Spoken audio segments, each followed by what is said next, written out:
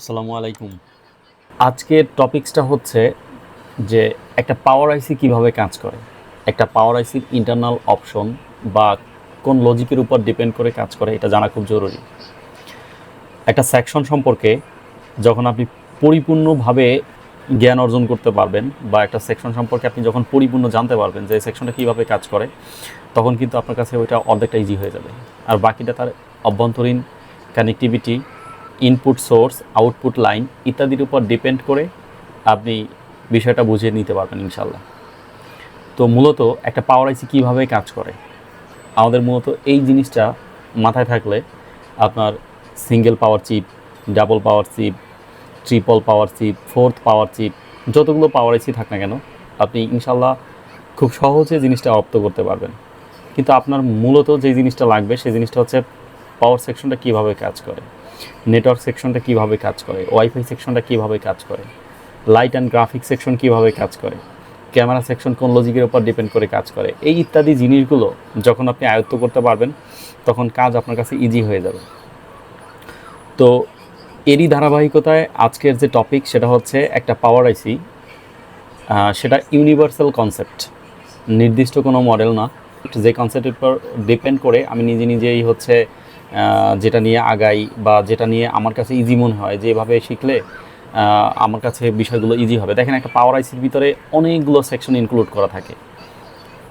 পাওয়ার আইসি শুধু যে পাওয়ার প্রডিউস করে এরকমটা না, পাওয়ার প্রডিউসের বাইরেও অনেকগুলো সেকশন তার মধ্যে ইনক্লুড থাকতে পারে, যেমন লাইট গ্রাফিক সেকশন, তারপর হচ্ছে আপনার এলইডি ফ্ল্যাশ, হ্যাঁ, তারপর হচ্ছে আপনার অডিও সেকশন ইত্যাদি অনেকগুলো সেকশন ইনক্লুড থাকতে পারে। বাট আমার একটা ফোনে পাওয়ার অন হওয়ার জন্য কয়টা লাইন কাজ করে, হ্যাঁ, এইটা হচ্ছে মূল কনসেপ্ট।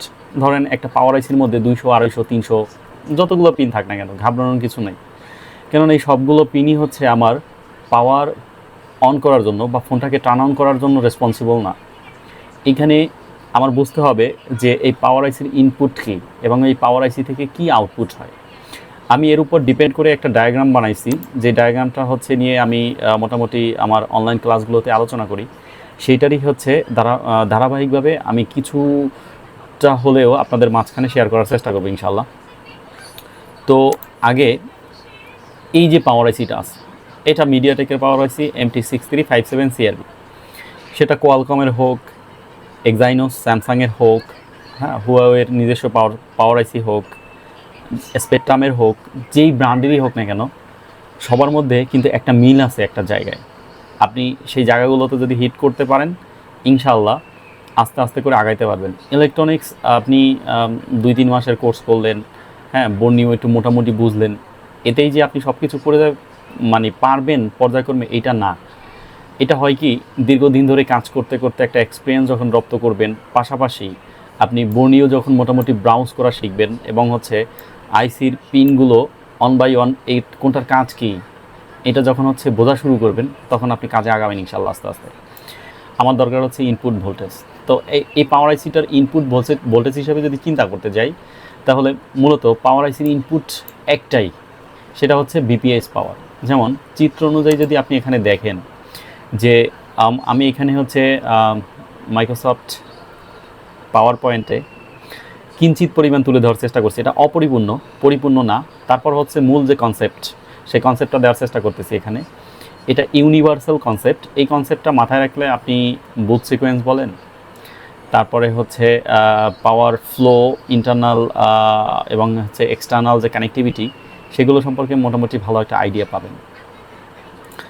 তো এটা চার্জিং আইসি, যদি মনে করি এটা চার্জিং আইসির কাজ হচ্ছে বিপিএস পাওয়ার প্রডিউস করা এবং হচ্ছে ব্যাটারিকে চার্জ করানো। এই বিপিএস পাওয়ারটাই হচ্ছে রিটার্ন আবার পাওয়ার আইসির ভিতরে, চার্জিং আইসির ভিতরে যাবে, যদি সেটা অনলি চার্জিং আইসি হয়। এবং এখান থেকে রিটার্ন আবার হচ্ছে কোথায় যাবে, ব্যাটারিতে যাবে। ব্যাটারি থেকে আবার হচ্ছে চার্জিং আইসিতে রিটার্ন আসবে। রিটার্ন আসার পরে আবার সেটাই বিপিএস পাওয়ারে পরিণত হয়ে আবার বিপিএস কয়েলের মাধ্যমে আউটপুট হয়ে পাওয়ার আইসিতে চলে যাবে। এই একটা ফ্লো সিস্টেম। তাহলে আমি বলতে পারি যে চার্জিং আইসির ইনপুট ভোল্টেজ হচ্ছে ভিবাস, যেটা চার্জার থেকে আসে, এবং চার্জিং আইসির আউটপুট ভোল্টেজ হচ্ছে বিপিএস পাওয়ার। তো এই বিপিএস পাওয়ারটাই হচ্ছে ফোনের মূল পাওয়ার, যেটা আমার হচ্ছে ফোনটাকে রান করানোর জন্য অপরিহার্য। এই বিপিএস পাওয়ার ব্যতীত আসলে ফোনকে টার্ন অন করানো তো কল্পনাই করা যায় না, কারণ এর বিকল্প, হ্যাঁ বব একটা আছে বিপিএস এর বিকল্প, বিওবি বাক অর বুস্ট, কিন্তু সেটা তো ডাবল পাওয়ার আইসি কনসেপ্ট যেখানে থাকে সেই দিকে থাকে। তো আমি সিঙ্গেল পাওয়ার আইসিটা যদি ভালোভাবে শিখতে পারি, আমি ডাবল পাওয়ার আইসি, ট্রিপল পাওয়ার আইসি এগুলো সব পারবো ইনশাল্লাহ, এগুলো কোনো সমস্যা না। তো সর্বপ্রথম আপনি ডেড ডায়াগনস ইউজ করতে যান, আর হচ্ছে চার্জিং, নট চার্জিং, হ্যাঁ ইত্যাদি বিষয় যদি হচ্ছে ধারণা নিতে যান, আপনার প্রথমে যে জিনিসটা লাগবে সেটা হচ্ছে বিপিএস পাওয়ার। এই বিপিএস পাওয়ার প্রডিউস হওয়ার পর পাওয়ার আইসির ভিতরে ইনপুট হিসেবে হয় বিপিএস পাওয়ার। সেটাকে আমি একটা 3.7 ভোল্ট দেখছি, কিন্তু বিপিএস পাওয়ার কি এক্স্যাক্টলি 3.7 ভোল্ট না, এটা একটা ভেরিয়েশন আছে, এটা একটা রেগুলেটেড ভোল্টেজ, যেটা হচ্ছে 3.7 ভোল্ট থেকে 4.2 ভোল্টের মধ্যে আপ ডাউন করে। হ্যাঁ, আপ ডাউনটা হচ্ছে এরকম যে এখন হচ্ছে ধরেন 3.7 ভোল্ট, 3.7 ভোল্টই স্টেবল থাকবে। যখন আপনি 3.8 ভোল্ট পাবেন তখন 3.8 ভোল্টই স্টেবল থাকবে, মানে স্টেবল থাকা চাই। যখন 4 ভোল্ট পাবেন বিবিএস পর, তখন 4 ভোল্টই স্টেবল থাকবে। এখন 3 পয়েন্টের নিচে নামে না, অবশ্যই 3 পয়েন্টের নিচে নামে। যেমন হচ্ছে 2.9 ভোল্ট পর্যন্ত হতে পারে বিপিএস পর, 3.0 ভোল্ট হতে পারে, 3.2 ভোল্ট হতে পারে। এটা ডিপেন্ড অন হচ্ছে বিপিএস যেখান থেকে প্রডিউস হয়, চার্জিং আইসি।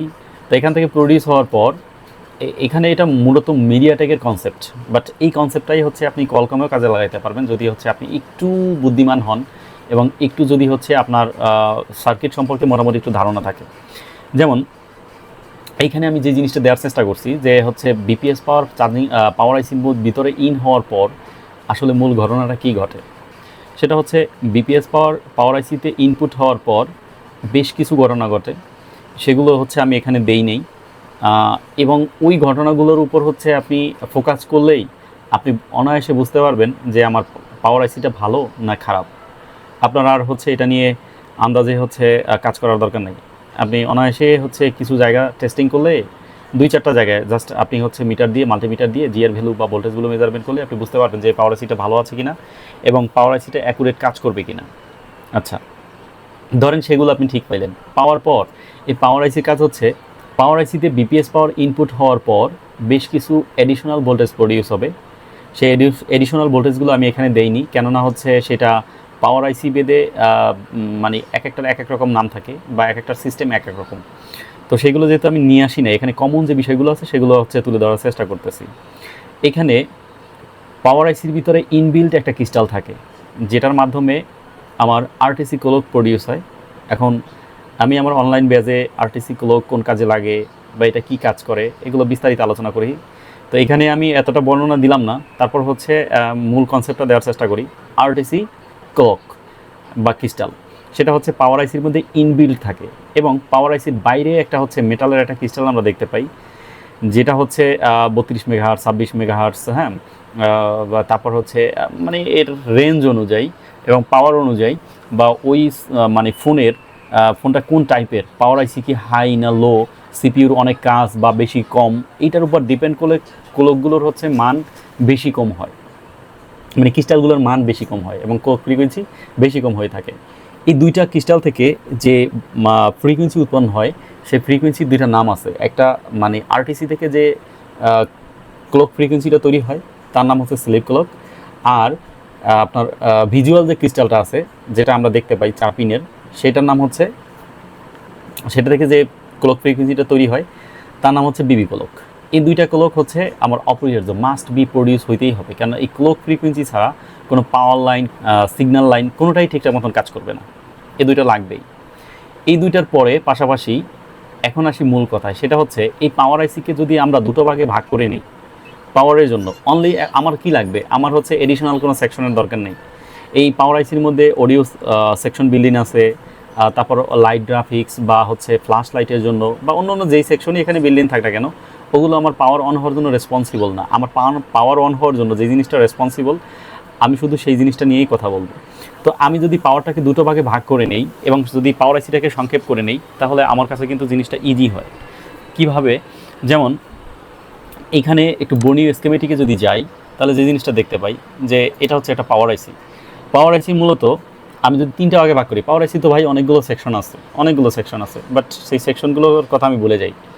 আমি কিভাবে মনে রাখবো জিনিসটা, সেটা যদি ইমাজিন করি তাহলে যেটা হতে পারে যে পাওয়ার আইসিকে আমি দুইটা ভাগে ভাগ করতে পারি, একটা হচ্ছে বিরেক 1, একটা হচ্ছে বিরেক 2, আর একটা হচ্ছে কন্ট্রোল সেকশন। পাওয়ারের দিক থেকে 2 ভাগ, কন্ট্রোলের দিক থেকে 1 ভাগ। যেমন বিরেক অন যে সেকশনটা, সেই সেকশনের মধ্যে থাকে বাক সেকশন, এবং বাক ভোল্টেজগুলো হচ্ছে কয়েলের মাধ্যমে প্রডিউস হয়, মানে কয়েল দিয়ে যে ভোল্টেজগুলো প্রডিউস হয় ওগুলো হচ্ছে বাক ভোল্টেজ। পাওয়ার আইসির পাশে আমরা অনেকগুলো কয়েল দেখতে পাই, যেমন এখানে সিরিয়ালি পাওয়ার আইসির পাশে হচ্ছে 1 2 3 4 5 এরকম 5টা, কোনো জায়গায় হচ্ছে একটা 6টা, তো কোনো জায়গায় হচ্ছে 6টা, কোনো জায়গায় 8টা 10টা 15টা। যত পাওয়ার আইসি বেশি, ডাবল পাওয়ার আইসি, ট্রিপল পাওয়ার আইসি, তত কয়েলের পরিমাণও বেশি। এরকম করে আমি কোনো একটা ফোনে দেখছি 38টা কয়েল, আরও বেশি কম থাকতে পারে। তো এই যে কয়েলগুলো, এত কয়েল কেন লাগে? এই কয়েলগুলোর মাধ্যমে বাক ভোল্টেজ প্রডিউস হয়, এবং সব কয়েলের ভোল্টেজ যে সিপিইউতে যাবে এমন কোনো কথা নাই। বাক ভোল্টেজ আবার এলডিও ভোল্টেজ প্রডিউস করার জন্য পাওয়ার আইসি 3 হয়। আচ্ছা, সেটা তো আছে। আবার যেই বাক ভোল্টেজগুলো সিপিইউর দরকার, সেইগুলো হচ্ছে ডিরেক্টলি সিপিইউতে যায়, এবং ওখান থেকে একটা ফিডব্যাক লাইন আবার পাওয়ার আইসিতে আসে। আসার পরে আবার সেকেন্ড বাক তৈরি হয়, তৈরি হওয়ার পরে সেটা আবার সিপিইউতে যায়, সিপিইউ ওইটা অ্যাকসেপ্ট করার পরে একটা ফিডব্যাক আবার পাওয়ার আইসিকে দেয়, তারপরে আবার একটা বাক তৈরি হয়। এইভাবে করে এই সিস্টেমটা চলতেই থাকে। এটা হচ্ছে সিকোয়েন্স, একটার পরে একটা, মানে কোনটার পরে কোন পাওয়ারটা প্রডিউস হবে সেই সিরিয়ালটা অন বাই অন চলতেই থাকে। এইভাবে বাক ভোল্টেজের পাশাপাশি এলডিও ভোল্টেজগুলো প্রডিউস হয়। তো আমি এখানে যদি পাওয়ারটাকে 2 ভাগে ভাগ করি, একটা হচ্ছে বাক, যেটা হচ্ছে কয়েলের মাধ্যমে প্রডিউস হয়ে সিপিইউতে যায়, বা হচ্ছে অন্য যেই জায়গায় রিকোয়ারমেন্ট সেই জায়গায় যায়। আর একটা হচ্ছে এলডিও ভোল্টেজ, যেটা হচ্ছে বিরেক 2। বিরেক 2তে হচ্ছে এলডিও ভোল্টেজ প্রডিউস হয়। সেই এলডিও ভোল্টেজগুলো হচ্ছে ক্যাপাসিটরের মাধ্যমে ফিল্টারিং হয়ে আমার হচ্ছে, যদি পাওয়ার অন হওয়ার জন্য রিকোয়ারমেন্ট হয় তাহলে সিপিইউতে যাবে, বা যে যে জায়গায় রিকোয়ারমেন্ট সেই জায়গায় যাবে। কিন্তু বাক ভোল্টেজ তৈরি হবে কয়েলের মাধ্যমে, যে কয়েলগুলো এখানে দেওয়া আছে, এই যেমন কয়েলগুলো, এই কয়েলগুলোর মাধ্যমে বাক ভোল্টেজ প্রডিউস হবে। সিপিইউর যা রিকোয়ারমেন্ট সেগুলো সিপিইউতে যাবে, আর অন্য অন্য সেকশনের যে রিকোয়ারমেন্ট সেগুলো অন্য অন্য সেকশনে যাবে। আর এলডিও যে ভোল্টেজগুলো আছে, সেই ভোল্টেজগুলো হচ্ছে প্রডিউস হবে আইসির অভ্যন্তরীণ এলডিও সেকশনই আছে এর মধ্যে, সেখান থেকে ইন্টারনাল, সেখান থেকে প্রডিউস হয়ে যেগুলো পাওয়ার অন হওয়ার জন্য রেসপন্সিবল, সেগুলো হচ্ছে, যে পাওয়ার অন হওয়ার জন্য রেসপন্সিবল হলে তো সিপিইউতে যেতেই হবে, সিপিইউতে যাবে, ইএমএমসিতে যাবে, হ্যাঁ, তারপর হচ্ছে র্যামে যাবে। তো সেইগুলো সেই যে জায়গায় যাওয়ার সেখানে যাবে। তাহলে মূল কথা কি? মূল কথাটা হচ্ছে যে আমি পাওয়ারটাকে 2 ভাগে ভাগ করে নিতে পারি। একটা হচ্ছে বিরেক 1, যেই সেকশনের মধ্যে থাকে বাক ভোল্টেজ এবং যা প্রডিউস হয় কোয়েলের মাধ্যমে। আর আরেকটা সেকশন হচ্ছে এলডিও সেকশন, যার নাম হচ্ছে বিরেক 2। সেখান থেকে ভোল্টেজগুলো প্রডিউস হয়ে পাওয়ার অন হওয়ার জন্য যেগুলো দায়ী, সেগুলো হচ্ছে সিপিইউ, এমএমসি, র্যাম, এই সেকশনগুলোর মধ্যে ডিস্ট্রিবিউট হবে। এখন কথা হচ্ছে যে বাক ভোল্টেজ এবং এলডিও ভোল্টেজ প্রডিউস হওয়ার আগে আমার এখানে হচ্ছে পাওয়ার পয়েন্টে যে চিত্রটা দেওয়া আছে, এখানে আপনি দেখতে পাচ্ছেন যে হাই এলডিও এবং লো এলডিও নামে দুটো বাক কয়েল আছে, যাদের কাজ হচ্ছে এলডিও ভোল্টেজ প্রডিউস করা। এখন বাক সেহেতু হচ্ছে কয়েলের মাধ্যমে কিভাবে প্রডিউস হচ্ছে আমরা জানি। যেহেতু এলডিও ভোল্টেজ হচ্ছে হয় এক্সটার্নাল আর না হয় ইন্টারনাল। ইন্টারনাল হলে পাওয়ার আইসি নিজেই প্রডিউস করবে, এক্সটার্নাল হলে বিবিএস পাওয়ার ইউজ করে বাইরে এক্সটার্নাল এলডিও ইউজ করে সেখান থেকে প্রডিউস হবে। কিন্তু এইখানে যে জিনিসটা আছে কয়েলের মাধ্যমে প্রডিউস হয়, সেটা কেমন? এখানে হাই এলডিও এবং লো এলডিও নামে দুটো কয়েল এখানে আছে। এই কয়েল দুটোর কাজ হচ্ছে, এখন বিষয়টা হচ্ছে যে হাই এলডিও এবং লো এলডিও এটা সবার প্রথম প্রডিউস হবে। সমস্ত রকম বাক ভোল্টেজ, তারপর হচ্ছে ফ্রিকুয়েন্সি, ক্লক ফ্রিকুয়েন্সি, এগুলো প্রডিউস হওয়ার আগে এরা প্রডিউস হবে। এরা প্রডিউস হওয়ার পর বাক ভোল্টেজ প্রডিউস হবে, বাক ভোল্টেজের সাথে সাথে এলডিও ভোল্টেজ প্রডিউস হবে। হ্যাঁ, এলডিও ভোল্টেজ প্রডিউস হওয়ার পরে সেগুলোতে সিপিইউতে যাওয়ার যেগুলো হয় সেগুলোতে সিপিইউতে গেল, যে বাকগুলো সিপিইউর রিকোয়ারমেন্ট সেগুলো সিপিইউতে গেল। যাওয়ার পর পাশাপাশি সিপিইউ থেকে আবার I2C কিছু প্রোটোকল লাইন আছে, I2C হোক বা হচ্ছে অন্য অন্য যে প্রোটোকল লাইনগুলো আছে সেগুলো হোক, সেগুলো আদান প্রদান হবে। আদান প্রদান হওয়ার পরে পাওয়ার আইসি থেকে সর্বশেষ পাওয়ার একটা প্রডিউস হবে, যার নাম আমরা বিভিন্ন নামে জানি, যেমন power on reset, 1.8 volt system reset B, বিভিন্ন নামে আছে। মিডিয়াটেকের জন্য এক নাম, কোয়ালকমের জন্য এক নাম। আবার সিপিইউর সর্বশেষ কনফার্মেশন যেটা থাকে সেটাকে আমরা জানি হচ্ছে পিএস হোল্ড, হ্যাঁ, মিডিয়াটেকের জন্য ওয়াচডগ, হ্যাঁ, ইত্যাদি নামে থাকে। সেই কনফার্মেশনগুলো আসার পরে, মানে এক কথায় হচ্ছে পাওয়ার আইসির যে কাজ, সেই কাজগুলো কমপ্লিট হওয়ার পরে, সেই ভোল্টেজগুলো সিপিইউকে দেওয়ার পরে সিপিইউ থেকে পাওয়ার আইসি সর্বশেষ একটা ভোল্টেজ প্রডিউস করবে, যার নাম হবে পাওয়ার অন রিসেট, যার ভোল্টেজ ভ্যালু হবে 1.8 ভোল্ট, সেটা সিপিইউকে দেবে। সিপিইউ এই 1.8 ভোল্ট পাওয়ার অন রিসেট পাওয়ার পরে পাওয়ার আইসিকে একটা কনফার্মেশন দিবে যে তুমি যে ভোল্টেজগুলো প্রডিউস করে দিছো সেই ভোল্টেজগুলো সব আমি সাকসেসফুলভাবে রিসিভ করছি, তার ফিডব্যাক হিসাবে পিএস ভোল্ট 1.8 ভোল্ট এই লাইনটায় থাকবে, এরকম একটা কনফার্মেশন হচ্ছে পাওয়ার আইসিকে দেবে। পাওয়ার আইসি এই কনফার্মেশন পাওয়ার পর তার যতগুলো ভোল্টেজ সে প্রডিউস করছে সব ভোল্টেজগুলোকে হোল্ড করে দিবে। হোল্ড বলতে এখানে থামাই দেওয়া, যেমন পাওয়ার আইসির সাথে যখন সিপিইউ কানেক্টেড না থাকে অথবা সিপিইউ যখন হচ্ছে ড্রাই থাকে বা কিছু লাইন কানেক্টেড আছে কিছু লাইন কানেক্টেড নাই, অথবা কোনো একটা পাওয়ার লাইন লিকেজ অথবা কোনো একটা পাওয়ার লাইন শর্ট, হ্যাঁ সেটা প্রাথমিক পর্যায়ে না সেকেন্ডারি পর্যায়ে, সেই লাইনগুলো যখন এইভাবে থাকবে তখন যেটা হতে পারে যে এই ভোল্টেজগুলো ফ্ল্যাকচুয়েশন অবস্থায় থাকবে। যতক্ষণ পর্যন্ত সিপিইউ প্রপারলি ওকে না থাকবে ততক্ষণ পর্যন্ত এই যতগুলো পাওয়ার প্রডিউস করবে পাওয়ার লাইনগুলো হচ্ছে up down up down up down এই অবস্থায় থাকবে। এখন এই লাইনগুলোকে হচ্ছে যখনই পিএস হোল্ড সিগন্যালটা হচ্ছে সিপিইউ 1.8 ভোল্ট পাওয়ার আইসিকে দিবে, তখন এই যত পাওয়ার আইসি যতগুলো ভোল্টেজ প্রডিউস করছে সব ভোল্টেজগুলো হোল্ড হয়ে যাবে। হোল্ড বলতে হচ্ছে স্টেবল হয়ে যাবে। এবং আমরা জানি যে স্টেবল ভোল্টেজ ছাড়া কোনো লাইন ঠিকঠাক মতন কাজ করে না। যেমন হচ্ছে আপনি যদি একটা লাইট জ্বালান, হ্যাঁ একটা টর্চ লাইট জ্বালালেন, সেখানে একবার ভোল্টেজ আছে একবার নাই, একবার ভোল্টেজ আছে একবার নাই, একবার কম আছে একবার বেশি আছে, তাহলে কী হবে যে হচ্ছে একবার যখন আছে তখন হচ্ছে চলবে, যখন নাই তখন হচ্ছে বন্ধ হয়ে যাবে। কিন্তু বিষয়টা কি এরকম যে আমরা সবসময় পাওয়ার সুইচ কি চেপে ধরি না, আমরা একবার স্টার্ট করে দেই বা একবার পাওয়ারকে ট্রিগার করে ফোনটাকে চালু করে দিই, এরপর চলতেই থাকে। কিন্তু যখন চালু করে দিই তখন স্টেবল ভোল্টেজ যদি হচ্ছে না পায়, যেই ভোল্টেজগুলো দিয়ে পাওয়ার অন হয় সেই ভোল্টেজগুলো যদি স্টেবল না থাকে তাহলে যে সমস্যাটা হবে যে আপনার ফোন চালুই হবে না, বন্ধ হয়ে যাবে।